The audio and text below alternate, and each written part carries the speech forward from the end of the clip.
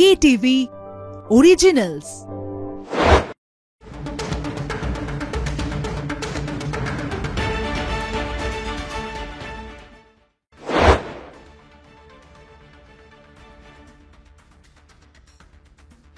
Welcome to stadium bulletin. আপনাদের সঙ্গে আমি অর্পণ। আপনারা দেখছেন stadium bulletin powered by SMU এবং কো-প্রেজেন্টেড বাই জ্যাক অলিভার।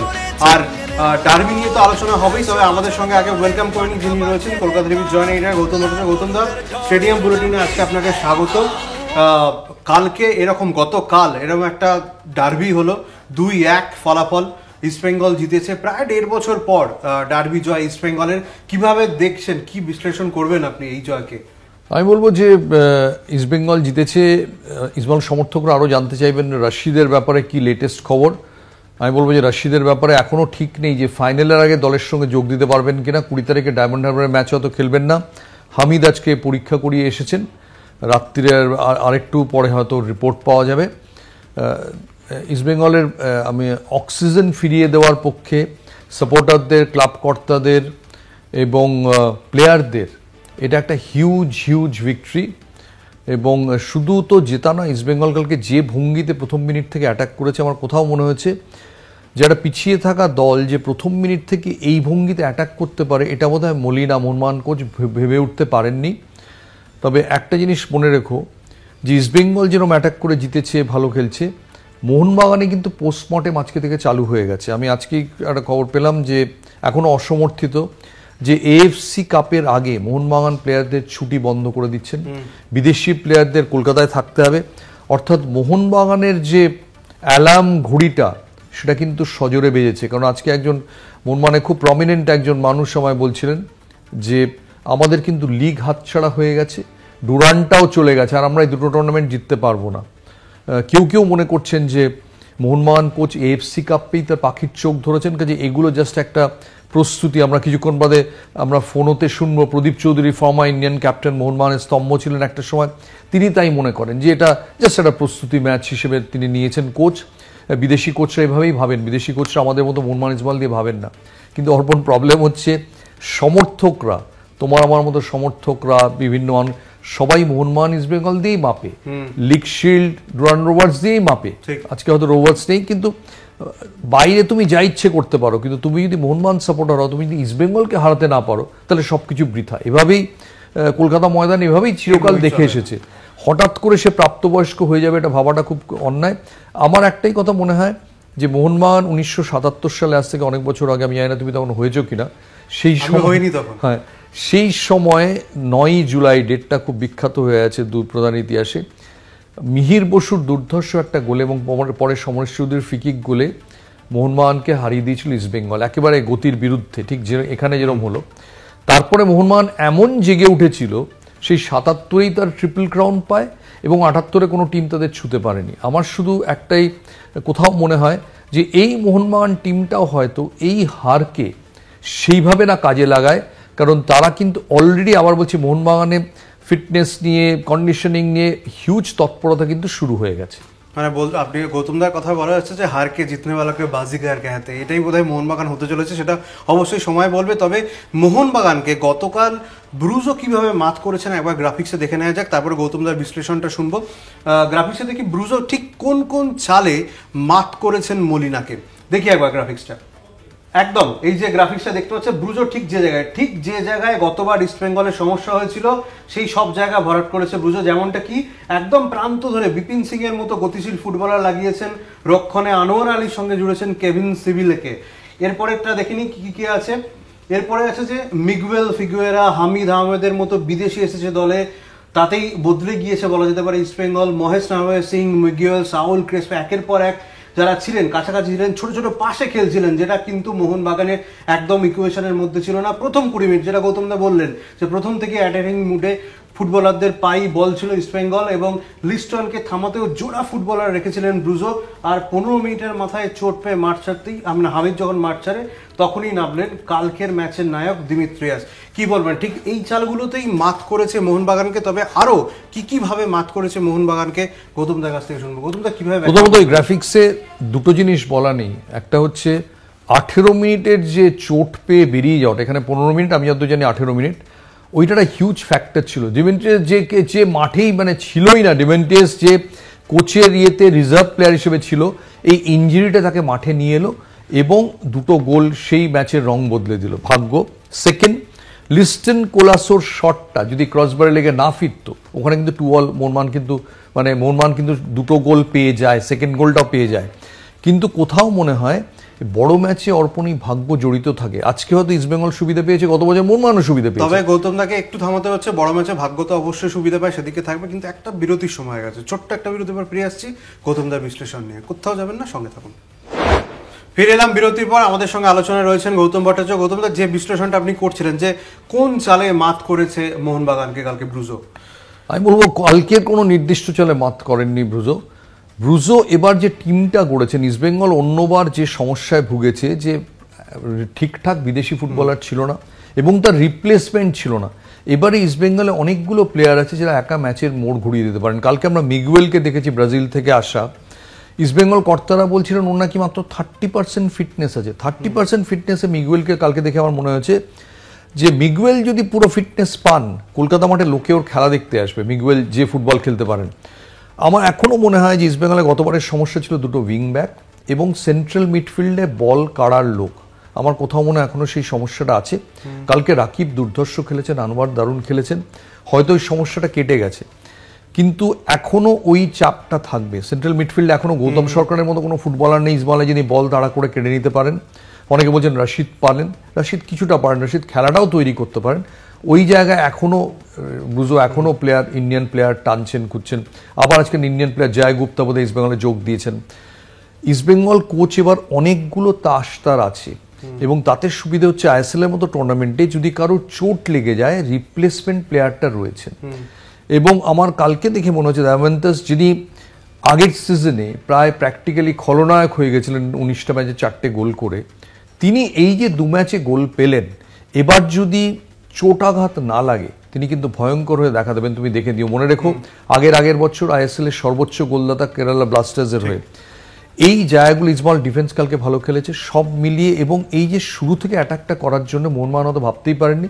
এবং সেকেন্ডলি মোহনবাগান কন্ডিশনে ছিল না কেন, এটা আমার কাছে খুব আশ্চর্য। আমার কোথাও মনে হচ্ছে মোহনবাগান টিম খুব আত্মতুষ্ট ছিল, এত ভালো টিম। মোহনবাগান কর্তারা কেউ আমি শুনছিলাম মোহনবাগান শিবির থেকে, তারা বলছেন হকির জন্য মাঠ পাননি, সেই জন্য টিম নাকি জায়গা পায়নি মোহনবাগান মাঠ প্র্যাকটিস করার জন্য। কলকাতা শহরে এত মাঠ আছে, সঞ্জীব গোয়েঙ্কার মতো লোক যে টিমের মানে সর্বোচ্চ কর্তা, তার কাছে মাঠটা কোনো প্রবলেমই নেই। আসলে মোহনবাগান মধ্যে ভাবতেই পারেনি যে এরকম একটা ঘটনা ঘটতে পারে। এবং একটু পরে আমরা ওই ফোনালাপ শুনবো যেখানে প্রদীপ চৌধুরী বলছেন যে এটাকে গুরুত্ব দেননি মলিনা এটাকে একটা কি বলবো, একটা প্রিপারেটরি ম্যাচ হিসেবে ইউজ করেছেন। আমার এই বক্তব্যের সঙ্গে আপত্তি আছে। মোহনবাগান ইস্টবেঙ্গল ম্যাচ কোনোদিন প্রিপারেটরি ম্যাচ হতে পারে না। মোহনবাগান ইস্টবেঙ্গল ম্যাচ মানে always final match, always final match. এবং আমরা আলোচনাটা যেটা ছিলছিলাম, যে গৌতম যেটা বলছিলেন যে আদৌ কি আত্মতুষ্টি নাকি, 3টে প্রশ্ন মোহনবাগানের জন্য করা আছে, তারপর গৌতম দা বিশ্লেষণ করো। একবার দেখে নিই যে 3টে প্রশ্ন কি কি হতে পারে মোহনবাগানের জন্য। একদমই তাই, মোহনবাগানকে কিছু প্রশ্ন। কোথায় রক্ষণটা গতকাল ম্যাচে কোথায় ছিল, কোথায় বিশ্বকাপে জেমি ম্যাকলারেন ছিলেন, আর কোথায় মাঝমাঠে আপোইয়া, সাহাল, আব্দুল সামাদ, লিস্টন কোলাসোর মতো তারকা দেশীয় ফুটবলাররা কোথায় ছিলেন? এই 3টে প্রশ্ন মোহনবাগানের। আমার মনে হয় মোহনবাগানের জন্য প্রথমত হচ্ছে রক্ষণ ভাগ। ভাবতেই পারেনি যে এরকম ইস্টবেঙ্গল এরকম একটা শুরু থেকে অ্যাটাক করবে। মোহনবাগান আগে থেকেই হয়তো মেন্টালি কিছুটা কম্প্রেশন ছিল। জেমি ম্যাকলারেন কালকে একটা অফ ডে গেছে। মনে রাখো ভারতবর্ষে যত বিদেশি ফুটবলার খেলে গেছেন, এই প্লেয়ারের সিভি 1 নম্বরে, সবার চেয়ে বেশি, মাজিদ বাস্কারের চেয়েও বেশি। এর যা সিভি যা আছে এবং যেভাবে মোহনবাগানকে গত সিজনে সার্ভিস দিয়েছেন, জেমি ম্যাকলারেন হয়তো এখনও সেভাবে কন্ডিশনে আসেননি। আসলে আমার মনে হয় বিদেশিরা ধরে নিয়েছিলেন যে ইস্টবেঙ্গলকে আমরা নাববো, মারবো গোলে, বা এত একপেশি হয়ে গেছিল ময়দানি প্রতিদ্বন্দ্বিতাটা, যে একটা আপ্তবাক্য যেটা খেলার দুনিয়ায় চলে, যেটা ক্লাইভ লয়েড বারবার বলতেন, যে complacency has no place in competitive sports. কোথাও একটা মনে হয় এত একপেশি প্রতিদ্বন্দ্বিতা হয়ে গিয়েছিল, হয়তো স্বাভাবিক এটাই যে Mohun Bagan coach, Mohun Bagan team management সবাই বোধহয় একটু গদাই লস্করি চালে ভাবছিলেন জিতবে। আর কেউ ভাবেননি হয়তো যে ডুরান্ডে এত তাড়াতাড়ি ডার্বি ম্যাচ খেলতে হবে। ডার্বি ইউজুয়ালি পরের দিকে, কোয়ার্টার ফাইনালে ডার্বি, দুটো গ্রুপ থেকে এক হয়ে, এটা ভাবাই জানে। যেটা মানস ভট্টাচার্য মোহনবাগানের শুধু নয়, তিনি ডায়মন্ড হারবারের সেক্রেটারি, তিনিও বলেছেন যে এটা কী করে হতে পারে যে কোয়ার্টার ফাইনালে ডার্বি। তো কাজেই আমার মনে হয় মোহনবাগান কোচ হয়তো এটার জন্য প্রস্তুত ছিলেন না, কিন্তু একদম টিমটা কন্ডিশনে ছিল আমি বিশ্বাস করি না। কারণ ডায়মন্ড হারবারকে যেদিন 5 গোল মোহনবাগান দিল সেদিন তো কেউ এই প্রশ্নগুলো করেননি রক্ষণ কোথায়, ম্যাকলারেন কোথায়, সেদিন তো সবাই বাহবাই দিচ্ছিল। একদমই তাই। তবে একটা সময় হয়ে গেছে, একটা ছোট্ট বিরতির পর কোথাও যাবে না, ফিরে আসছি ব্রেকের পর। ফিরে এলাম বিরতির পর, আমাদের সঙ্গে রয়েছেন গৌতম ভট্টাচার্য। গৌতম দা, যে বিশ্লেষণ আপনি করছিলেন মোহনবাগান ইস্টবেঙ্গল নিয়ে, তবে তার আগে একটা আপনার সঙ্গে প্রদীপ চৌধুরীর যে কথোপকথন হয়েছিল, যে ফোন আলাপ হয়েছিল, সেটা একবার দর্শকদের জন্য শুনিয়ে দিই। গতকাল রাত্রিরের যে হার, এটা কি মোহনবাগানের সেই 77-এর 9 জুলাই হতে পারে, যে টিমটাকে পুরো জাগিয়ে দিতে পারে, যে আমাদের কমপ্লেসেন্ট হওয়ার কোনো অবকাশ নেই? না, এরকম কোনো ব্যাপার নাই। এই হারটাকে আমি অতটা দিচ্ছি না, গুরুত্ব দিচ্ছি না। তার কারণ এত তাড়াতাড়ি কখনো কোনো ডার্বি মানে হয় না। নর্মাল সাধারণত টিমগুলো খেলতে খেলতে নিজেদেরকে তৈরি করে, প্লেয়ারদের মধ্যে আন্ডারস্ট্যান্ডিং তৈরি হয়, ফিটনেস তৈরি হয়, সব মিলিয়ে ডার্বিটা একটু পরে হয়।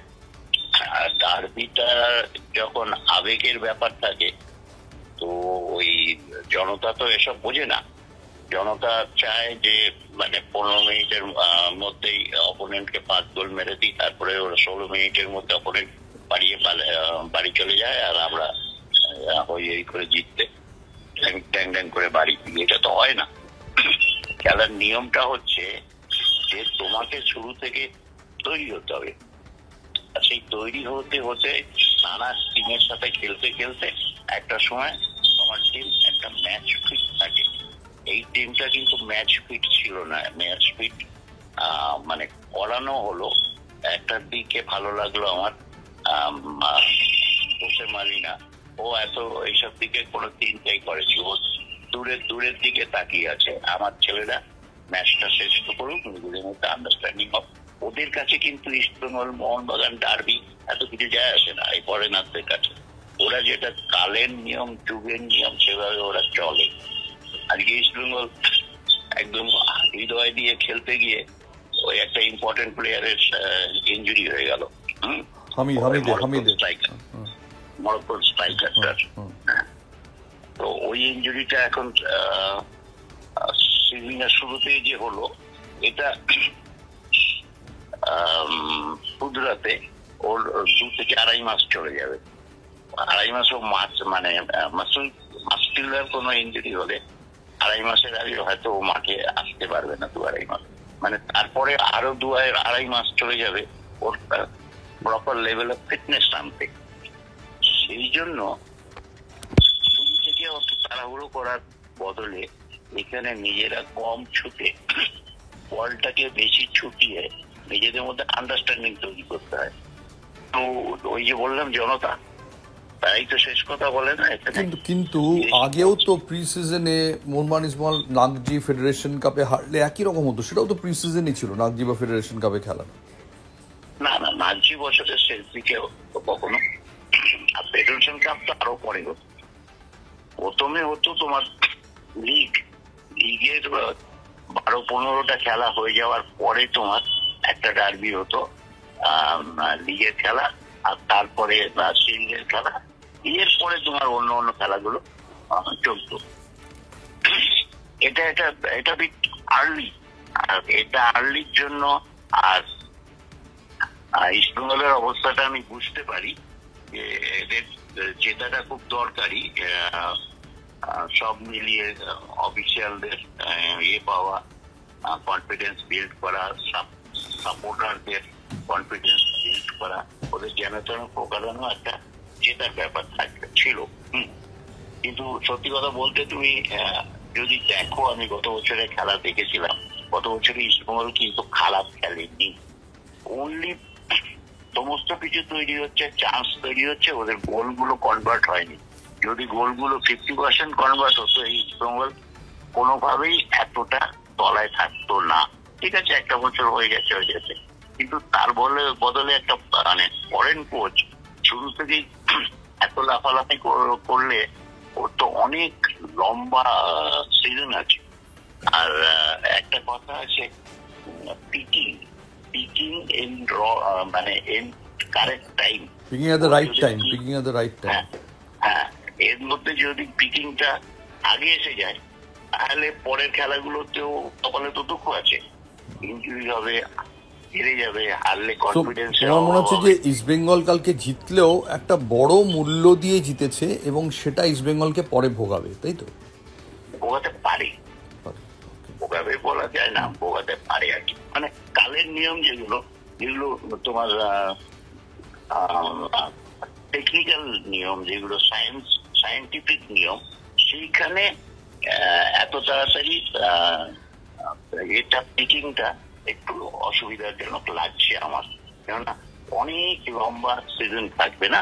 হ্যাঁ, সেখানে 2-3টে ভাইটাল প্লেয়ার যদি ইনজুর্ড হয়ে যায় মুশকিল হয়ে যাবে। এই গতকাল যে মরক্কন স্ট্রাইকারটা, এর আগেও আমি দেখলাম ওর মুভমেন্ট, জায়গায় পৌঁছানো, গোলে শট নেওয়া যথেষ্ট ভালো। এখন ও তো 2-3 সপ্তাহের জন্য চলে গেল। তো এরকম যদি আরো এক আধটা হয়ে যায় তাহলে গেল। এখানে তো বসে মারিনা তো এ করে ওর প্লেয়ারকে এখানে রাখছে, তোমার রিজার্ভ বেঞ্চে রাখছে, দেখছে, নতুন 2টো ছেলেকে খেলিয়ে দিল। ওরা আমাদের কোনো ইন্ডিয়ান কোচ ওই 2টো নতুন ছেলেকে ডার্বিতে খেলাবে? রাইট উইং এ যে ছেলেগুলো ছিল, তো ওদের তো খেলাবে না, ওখানে তো বসেই রাখবে। তো বেসিক্যালি মোহনবাগান সমর্থকদের হতাশ হওয়ার কোনো কারণ নেই, তাই তো? কিচ্ছু নেই, হতাশ হওয়ার কোনো কারণ নেই। লম্বা সিজন, আর একটা খেলা আবার জিতে গেলে এই পুরোটা, এই হারটা ভুলে যাবে, এটা কোনো ব্যাপারই না। Thank you. এখানে তোমার মনজিৎ আসেনি, ঠিক আছে? মনজিৎ যদি থাকে, একটা মনজিৎ থাকলেই এই ইস্টবেঙ্গলের যত ডিফেন্ডার খেলছিল না, হামাগুড়ি দিয়ে মুখ চুবড়ে পড়তো। প্রদীপ চৌধুরী যা বললেন সেটাকে আপনি কিভাবে দেখছেন? প্রদীপ চৌধুরী তো বললাম, প্রদীপ চৌধুরী বিদেশি কোচদের সঙ্গে কাজ করেছেন ইন্ডিয়ান টিমের ম্যানেজার থাকার সময়। প্রথমে তো ক্যাপ্টেন ছিলেন, তারপর ম্যানেজার ছিলেন, তখন বিদেশি কোচদের সংস্পর্শে আসেন। তিনি মনে করেন বিদেশি কোচরা সিজনের শুরুতে একটা বিশেষ কোনো ম্যাচ নিয়ে ভাবেন না, তারা পুরো টিমটাকে আস্তে আস্তে কন্ডিশনে তোলেন যাতে, এবং পিক শুরুতে করান না। এটা প্রদীপ চৌধুরীর মতবাদ, আমি পুরোটা একমত নই। আমি স্টিল মনে করি মোহনবাগান ইস্টবেঙ্গল ম্যাচ তোমায় জিততেই হবে, তুমি পৃথিবীর যে প্রান্তেরই কোচ হও না কেন, কারণ সমর্থকদের আবেগ এতটা জড়িয়ে থাকে যে 100 ম্যাচ জিতলেও লোকে চাইবে 101তম জিততে। একদমই তাই। মোহনবাগান ইস্টবেঙ্গল ম্যাচ ঠিক এরকমই। তবে এখানেই শেষ নয়, গৌতমদার সঙ্গে মানস ভট্টাচার্যের কথা হয়েছিল, ডায়মন্ড হারবারের সচিব ফুটবল ক্লাবের। তিনি কি বলেছেন মোহনবাগান ইস্টবেঙ্গল ম্যাচ নিয়ে, একবার শুনে নেওয়া যায়। মোহনবাগান 5 গোলের দিন যে ফুটবল খেলেছে, তারপর কালকের ম্যাচে মোহনবাগান হেরে যাওয়ার পর কথা উঠেছে যে মোহনবাগান টিমটা কন্ডিশনে নেই। এই যে 2টো টুর্নামেন্ট পরপর লিগ এবং ডুরান্ড কাপ মোহনবাগানের হাত থেকে চলে গেল, কোচ হয়তো এএফসি কাপের জন্য প্রিপারেশন করছেন, এটা কি সঠিক দৃষ্টিভঙ্গি, না প্রত্যেকটা টুর্নামেন্টেই জেতার জন্য টিম তৈরি করা উচিত? সবসময় আমরা তাই করেছি। ডায়মন্ড হারবার একটা ছোট দল, ওদের থেকে আমরা কিন্তু যে টুর্নামেন্টই খেলছি সেটা জেতার জন্যই খেলছি এবং সেইভাবে দল গঠন করছি। মোহনবাগানকে সেই চিন্তা ভাবনা নিয়েই করা উচিত। একটু আগে যে কথাটা বললে, 5 গোল দেওয়া হয়েছিল সেই দিন যে ফুটবলটা খেলেছে, তোমাকে মাথায় রাখতে হবে 50 মিনিট আমরা 10 জনে খেলেছে, সেই সময় তারা 2 গোল হজম করেছে। আর 3 নম্বর গোলটা যখন হয়েছে তখন একটা পেনাল্টি এবং রেড কার্ড। সুতরাং তুমি বলতে পারো যে 2 গোলই, আগে যে 2টো গোল আমরা পাজের সিলি গোল খেয়েছিলাম, তারপরে একটা গোল আমরা শোধও করেছিলাম, 2-1 ছিল রেজাল্টটা। 3-1 না হলে মোহনবাগানের অত সহজ হতো না। আমি তাহলেই বললাম এই ম্যাচে 5 গোল করা। এত খারাপ দল ডায়মন্ড হারবার নয়, একটা দিন হয়ে গেছে। তবে আমরা লড়াই দেব, আমরা ফাইট করব। প্রথম বছরই আমরা ডুরান্ড সেমিফাইনালে আসতে পেরেছি, এটা আমাদের একটা বড় গর্বের ব্যাপার। আমার খেলোয়াড়রা এইটাকে ক্যাচ করতে চাইবে, তারা ভালো ফুটবল খেলে মন জয় করার চেষ্টা করবে। 3 থেকে 4-এ আমরা পা দিয়েছি এই 4 বছরের মধ্যে, এটা আমাদের একটা বড় অ্যাচিভমেন্ট। এছাড়াও আমরা আই লিগ খেলছি। সুতরাং ডায়মন্ড হারবার 20 তারিখে অবশ্যই ইস্টবেঙ্গলের সাথে লড়াই করবে। তোমাকে আবার বলে রাখি, ধারে বারে সব দিক থেকেই ডায়মন্ড হারবার থেকে অনেকটাই এগিয়ে আছে ইস্টবেঙ্গল, এবং ওরা আরো মনের দিক থেকে থাকবে। ওরা ইস্টবেঙ্গল গত ম্যাচে মোহনবাগানকে হারিয়েছে, এটা ওদের কাছে একটা বড় মোটিভেশন থাকবে তেমনি আমাদেরও জামশেদপুরে গিয়ে জামশেদপুরের দলকে হারিয়ে আসা, এটাও আমার খেলোয়াড়দের কাছে একটা ভালো মোটিভেশন থাকবে। সুতরাং খুব একটা ভালো ম্যাচ হবে আশা করি। এবং মাঝমাঠ হচ্ছে অত্যন্ত গুরুত্বপূর্ণ। সেই মাঝমাঠের দখল যারা নিতে পারে, আমাদের যেমন আনা এবং পল রয়েছে, তারা কিভাবে খেলে সেটা দেখতে হবে। চবি কিভাবে অপারেট করে, গিরিক কিভাবে তার দায়িত্ব পালন করে, এটার উপরও কিন্তু অনেকটা নির্ভর করবে আমাদের ডায়মন্ড হারবারের মাঝমাঠ। ৭৭-এর ৯ জুলাই মিহির বোসের গোলের পর মোহনবাগান কমপ্লিটলি একেবারে রূপান্তরিত হয়ে গেছিল আবার একটা অন্য টিমে বাকি সিজনের জন্য। কালকের হার কি মোহনবাগানকে একটা বিশাল অ্যালার্ম ঘড়ির সেই বাজনা ইয়ের মতো যে জাগিয়ে দিল মোহনবাগানকে বাকি সিজনের জন্য? দেখো, কালকের ম্যাচটা নিয়ে আমি একটা কথা বলতে চাই। কালকে ইস্টবেঙ্গল যে দল নেমেছিল, সেই দলটা 20 থেকে 30 দিনের মতো প্রায় প্র্যাকটিস করেছে এবং চার্জ হয়ে নেমেছিল এই ম্যাচে আমাদের কিছু করতে হবে। যেভাবে ফুটবল খেলা উচিত এই ধরনের বড় ম্যাচ, সেটাই তারা কিন্তু শুরু করেছিল। অপরদিকে মোহনবাগান সব ফুটবল খেলেছে এবং তাদের মধ্যে কিছুটা আমি বলবো লেথার্জিটি পাচ্ছিল এবং তারা সেই গুরুত্বটা দেয়নি। যখন তারা দিয়েছে তখন কিন্তু অনেকটাই গড়িয়ে গেছে খেলার সময়, তাই তারা সেইভাবে ব্যাক করে আসতে পারেনি। ৭৭-এর যে ঘটনা ছিল, সেই সময় মোহনবাগান টিম ছিল ভারতবর্ষের সেরা দল, পুরো ভারতীয় দলটাই ছিল মোহনবাগানে। সুতরাং ট্রিপল কাউন্ট পেতে তাদের কোনো অসুবিধা হয়নি। তারপর একটা বড় অ্যাচিভমেন্ট তারা করেছিল, টেনের কসমসকে তারা রুখে দিয়েছিল 2-2 গোলে। ওটা কিন্তু একটা বড় ইয়ে হয়েছিল। অ্যালামনিং তো বটেই, সেই বছর আমরা পরপর 2টো টুর্নামেন্ট হারিয়েছিলাম। প্রথম টুর্নামেন্টটা তোমার মনে আছে, ফার্স্ট ফেডারেশন কাপ, আমরা আইটিআই এর কাছে হেরে গেলাম কোচিতে। তারপরে কলকাতার লিগে পিন্টুদা এবং মিহিরের জোড়া গোলে আমাদের দল হেরে গিয়ে হাতছাড়া করলো। ফিল্ড থেকে আমরা ঘুরে দাঁড়ালাম, ফিল্ড রোবার্স ডুরান জিতে। সেটাই বলছি যে এই টিম কি সেভাবে মলিনার টিম ঘুরে দাঁড়াবে বলে মনে হয়? অবশ্যই পারবে, কেন প্লেয়ার আসছে, টুকাটের জায়গায় একজন ভালো খেলোয়াড়কে আনা হচ্ছে। দেখা যাক, আগামী দিনে তো সব দলেই কিছু না কিছু পরিবর্তন হবে, কারণ এটা তো একটা তুমি বলবো ট্রায়াল চলছে। ডুরান কাপের যে সূচি হয়েছে, কোনো ভারতবর্ষের আজ পর্যন্ত কোনো টুর্নামেন্ট এইভাবে সূচি হয়েছে? এটা কোনো টুর্নামেন্ট? আমি তো বলবো যে টুর্নামেন্টে একই গ্রুপে 2টো দলের কোনো সময় ফাইনালে যাওয়ার সুযোগ থাকবে না। এটা কোনোদিন হয়েছে? তুমি বলো না। ইস্টবেঙ্গল, মোহনবাগান, ডায়মন্ড এবং তোমার মামানস কোচিং একই গ্রুপে রয়েছে, কিন্তু ফিকচার এমন হলো, এমন ভাবে কোয়ার্টার ফাইনালের ইয়েটা তৈরি করা হলো, কোনো মতেই তারা কেউই দুজন একসাথে ফাইনালে আসতে পারবে না। এটা কোনোদিন হয় না। উল্টো দিকে যারা খেলছে তাদের সাথে খেলাও দেওয়া উচিত ছিল। ওই দিকের দল যদি এদিকে আসতো, এদিককার দল যদি ওদিকে যেত, তারপরে যদি করতো, আমার মনে হয় ডুরানদের আকর্ষণীয়তা বাড়তো এবং তার সাথে সাথে গুরুত্বটাও কিন্তু আসতো। এখন মোহনবাগান টিমটাও হয়তো সেট হয়ে যাওয়ার সুযোগ পেত নাকি? অবশ্যই ইস্টবেঙ্গল ক্ষেত্রে তো আরো ভালো ফুটবল হতো যদি 2টো দল দুদিক থেকে উঠে আসতে থাকতো, তাহলে টুর্নামেন্টের গুরুত্ব বাড়তো, আকর্ষণ বাড়তো। এখন তো কোয়ার্টার ফাইনালে একটা দলের আকর্ষণ তো কমিয়ে দিল। এত লোক তো তুমি করতে পারবে না কোনো ম্যাচে, ঠিক কি না তুমি বলো? এটা এই ম্যাচটাই যদি ফাইনাল হতো, কত লোক আসতো তুমি বলো ট্রেনিং মাঠে? এটা তো তোমার মাথায় রাখতে হবে না। কোথাও মানস ভট্টাচার্য মোহনবাগান ইস্টবেঙ্গল ডার্বি নিয়ে যা বললেন, আপনি কিভাবে দেখছেন বিষয়টা? আমি মানস ভট্টাচার্যের সঙ্গে অনেকটাই একমত, কিন্তু আমার মনে হয় তার চেয়ে বেশি ইন্টারেস্টিং অর্পণ যে মনে রাখতে হবে মানস ভট্টাচার্য ডায়মন্ড হারবার টিমের কোচ, যার সঙ্গে 20 তারিখে ইস্টবেঙ্গল খেলবে ডুরান্ডের ফাইনালে যাওয়ার জন্য। তো ডুরান্ড সেমিফাইনালে খেলা ইস্টবেঙ্গল ভার্সেস ডায়মন্ড হারবার, যে ডায়মন্ড হারবার মোহনবাগানের কাছে 5 গোল খেয়েও জামশেদপুরে গিয়ে 2 গোল দিয়ে এসছে জামশেদপুর এফসিকে তাদের ঘরের মাঠে। ওই ফোনটা আমাদের শোনা উচিত, যেখানে ডায়মন্ড হারবার সচিব মানস ভট্টাচার্য বলছেন ইস্টবেঙ্গলের সঙ্গে তারা কি করে খেলবেন। একদমই তাই। এই ফোনটা ডায়মন্ড হারবার ম্যাচ নিয়ে কি বলেছেন মানস ভট্টাচার্য, একবার শুনে নিন। ডায়মন্ড হারবার ইস্টবেঙ্গল ম্যাচে তোমার পূর্বাভাস কি? দেখো, একটা কথা বলতে পারি, ডায়মন্ড হারবার দারুণভাবে কোয়ার্টার ফাইনাল ম্যাচটা খেলেছে, কারণ তার আগের ম্যাচটাই তারা 5 গোলে বিধ্বস্ত হয়েছিল মোহনবাগানের কাছে, কিন্তু হতোদ্যম না হয়ে তারা একটা ভালো অ্যাচিভমেন্ট করেছে। কারণ যাদের ওরা হারিয়েছে তারা কিন্তু ISL এর 4-5-এর মধ্যেই তাদের জায়গা রাখে। ওদের মাঠে গিয়ে ওদের হারানো এটা খুব কম কৃতিত্বের নয়। এই দলটা ভালো, খারাপ নয়।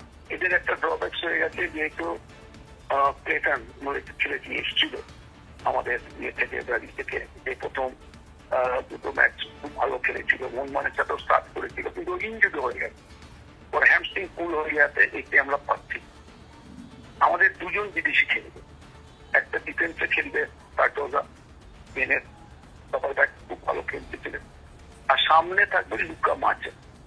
দুই বিদেশিকে দিয়ে ডায়মন্ড হারবার নাম। এছাড়াও স্বদেশি খেলোয়াড়রাই বাদবাকি থাকবে।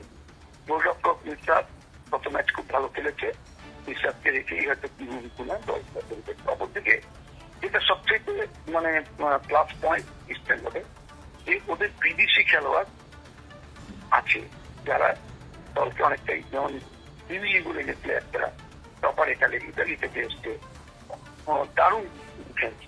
ওর সাথে আনোয়ার খুব ভালো মানিয়ে নিয়েছে, রাকিবকেও আমরা ভালো খেলতে দেখলাম।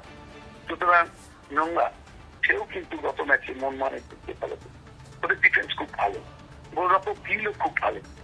মাঠে বিগুয়েল ব্রাজিলিয়ান যে মিডিওটা এবার ইস্টবেঙ্গলে এসছে, এই ছেলেটি কিন্তু এদের সারা মৌসুমে পুরোকে ক্লাস হতে পারে, খুব ভালো খেলে, আমার ওকে খুব ভালো লেগেছে। আর গত ম্যাচে টার্নিং পয়েন্ট তো মোহনবাগান ম্যাচে যেটা আমরা দেখলাম, পোস্টে যখন আনলো, তার আগে ইঞ্জুরিটা যদি না হতো তাহলে এই রিপ্লেসমেন্টটা কোচ নিত না। এই রিপ্লেসমেন্টটাই ওদের অনেকটাই কাজে দিয়েছে, দুটো গোল বই করে। এছাড়াও বিপিন বলে যে ছেলেটি উইং দিয়ে খেলে, খুব ভালো পায়, ভালো উইঙ্গার, ভালো খেলে। মহেশ খুব ভালো খেলে, ডান দিক থেকে সবচেয়ে রাখার চেষ্টা করে। ওভারঅল দুটো দলকে যদি পাশাপাশি রেখে তুমি বিচার করো, তবে ইস্ট বেঙ্গল কিন্তু ধারে বাড়ে অনেকটাই কিন্তু ডায়মন্ড করে এগিয়ে থাকবে। কিন্তু ডায়মন্ড করে যে সংখ্যক থাকবে ওদের হারাবার কিছু নেই, এবং ওদের মাঝমাঠ আক্রমণধর এবং রক্ষণ এই ফুটবলটা একত্রিত হয়ে খেলে, সেটা কিন্তু ইস্ট বেঙ্গলের ভাবনার কারণ হতে পারে। আমি বলতে পারি যে 5 গোল হয়েছিল মোহনবাগানের বিরুদ্ধে, প্রথম দুটো যদি এরকম 3 গোল না হতো এবং দ্বিতীয়ার্ধের শুরুতে যদি 10 জন না হয়ে যেত ডায়মন্ড হারবার, তাহলে মোহনবাগানের পক্ষে এতটা সহজ হতো না এতগুলো গোল ডায়মন্ড হারবারের পক্ষে। কি বলবেন গৌতম দা এই বিশ্লেষণকে?